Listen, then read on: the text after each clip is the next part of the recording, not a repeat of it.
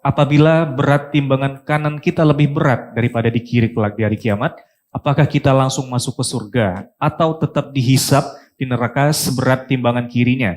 Dan jika timbangan kiri kita lebih berat dari timbangan kanan kita, apakah kita mutlak masuk neraka atau adakah ampunan lain dari Allah di yaumul akhir tersebut? Ustaz? Kalau timbangan amal baiknya lebih berat dari dosanya, masuk surga. Nggak masuk neraka lagi. Terus enak dong Ustaz, dia kan sudah buat dosa, nggak usah berpikiran ke situ. Ya, nggak usah pikir. Antum pikir selamatkan diri antum sendiri. Ya. Nggak usah campurin orang. Ya kan gitu. Atau dia malah buka pintu, oh kalau gitu enak saya buat dosa dulu. Baik kalau tiba-tiba lebih dosa antum gimana?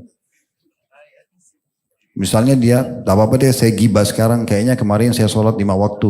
Ya gibah sekarang 3 waktu gibahnya. Bisa saja gibah 3 waktu lebih berat daripada timbangan sholat, ya kita tidak tahu. Gitu. Makanya waktu Mu'adz bin Jabal radhiyallahu anhu mengatakan, ya Rasulullah, apakah kita akan dihukum oleh Allah dengan lisan kita? Kata Nabi SAW, hai Mu'adz, celaka kamu kalau kau tidak tahu. Mayoritas orang masuk neraka justru karena lisan. Gitu kan? Jadi kadang-kadang hal-hal yang kecil kita tidak sadari. Bisa menjadi sesuatu yang besar. Ya, makanya ada namanya istilah dalam agama kita menjaga muru'ah, kesucian hubungan sama Allah. Mengontrol penglihatan mata, mengontrol pendengaran telinga, mengontrol ucapan lisan, semua dijaga. Ini boleh nggak? Kalau boleh, boleh kita lakukan. Kalau tidak, tidak bisa kita lakukan. Itu berarti menjaga kehormatan hubungan kita sama Allah Subhanahu wa ta'ala. Tadi ada pertanyaan juga, bagaimana kalau timbangan dosanya lebih berat? Bagaimana jika timbangan Ya, dosanya apakah lebih dia berat? masih bisa tertolong? Jawabannya masih bisa. Tapi persentase keselamatnya kecil. Misal contoh dosanya 500. Amal solehnya 400 misalnya, ya. Dan masalahnya kita tidak pernah tahu ya. Kalau misalnya begini, dikasih angka, satu sholat itu 10 misalnya, sholat wajib, sholat sunnah 5, puasa itu 3, misal gitu, zikir itu 1, antum dikasih angka, lalu antum punya kesempatan akumulasi, terus zina itu misalnya 9, riba itu 10 misalnya, antum bisa akumulasi dan antum bisa hitung tuh oke. Masalahnya kita tidak dikasih itu, kita nggak tahu gitu kan. Kita nggak pernah tahu kadar sholat kita, majelis ilmu ini seperti apa. Kadar dosa juga kita tidak pernah tahu. Tapi yang jelas, saya perlu berbagi sebuah hadis teman-teman sekalian. Al-Mundhiri menyebutkan dalam Al-Targhib wa Tarhib beliau dan disahihkan oleh Syekh Albani. Itu ada satu orang, kata Nabi SAW di masa dulu, melakukan ibadah selama 60 tahun. 60 tahun ibadah non-stop, tidak pernah buat dosa. Di mihrabnya, tempat ibadahnya. Satu waktu kata Nabi SAW, datang seorang pelacur menggodanya. Dan dia tergoda, dia berzina 6 hari.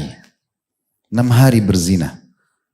Maka waktu berzina 6 hari tersebut, dia meninggal, kemudian 6 hari ini bertemu dengan 60 tahun ibadah.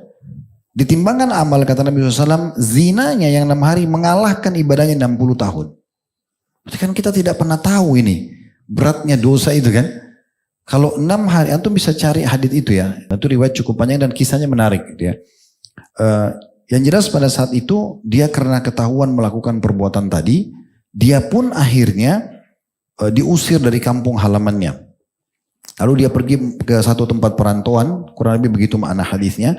Lalu kemudian dia duduk bersama dengan orang-orang miskin. Dia sudah 3 hari nggak makan, di sebelahnya ada juga orang miskin belum makan selama 3 hari. Ada yang kasih ke dia roti, sebuah roti, lalu dia melihat orang di sebelahnya ini lebih butuh. Dibagi 2 roti tersebut, dikasih kiri kanan sementara dia kelaparan. Nah waktu dia meninggal, kata Nabi SAW ditimbang amalnya. Ternyata 60 tahun ibadah aja dikalahkan dengan 6 hari zinanya. Tetapi zina ini dikalahkan dengan sedekah rotinya. Kan gimana mempertemukannya? Karena dia sudah lapar selama 3 hari, dia butuh tapi dia dahulukan orang lain. Ini ternyata mengalahkan zina yang 6 hari. Kita kan tidak pernah tahu ini. Kadar ibadah dan kadar dosa. Makanya lebih baik kita sibuk dengan ibadah, tinggalkan dosa-dosa tersebut. Gitu ya. Jadi yang paling penting adalah kita berpikir gimana di timbangan amal saya nanti, amal baik saya yang penuh dan saya lolos.